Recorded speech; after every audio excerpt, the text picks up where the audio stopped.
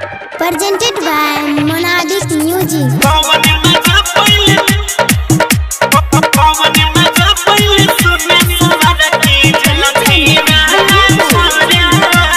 Singing by Gaurav Thakur. पकड़ाई गेलही दिन दोपहर कांड कोइले छौड़ी बड़ा गरबार कथी करे रही बोल गे पकड़ाई गेलही दिन दोपहर कांड कोइले छौड़ी बड़ा गरबार बैठल रही ओकरा कोरा में कौन मजा पहले सुने पता रखी जुलफी वाला छौरा में कौन मजा पहले सुने सवार रखी जुलफी वाला छौरा में Sai Recording Studio, Delhi. कौन मजा पहले सुने सवार रखी जुलफी वाला छौरा में जुलफी वाला छौरा में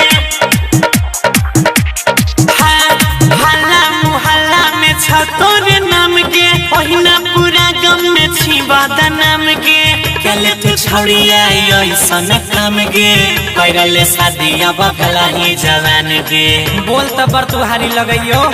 सुन हल्ला मुहल्ला में छौ तोरे नाम के ओहिना सगरे तू छी बदनाम गे कले तू छौड़िया ऐसन काम गे करले शादी अब भला ही जवान गे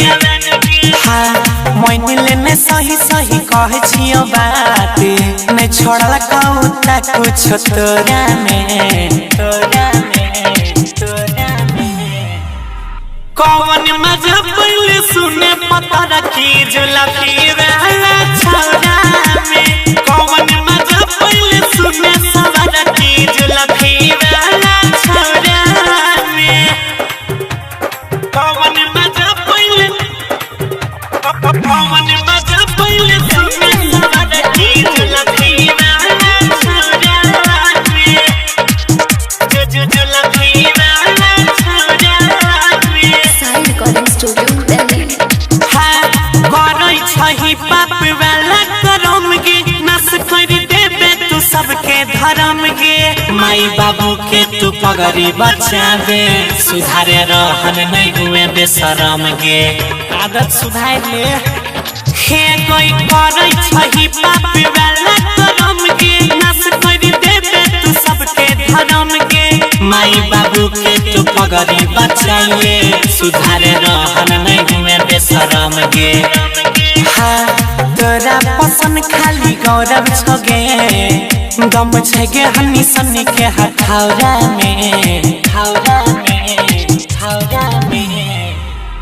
कैसा मजा मिला बोला पता रख जुलफी वाला छौरा में कौन मजा पहले सुने सवार रखी सरवन नाम के छौरा में बता दो सुना Recording by Honey Star Delhi.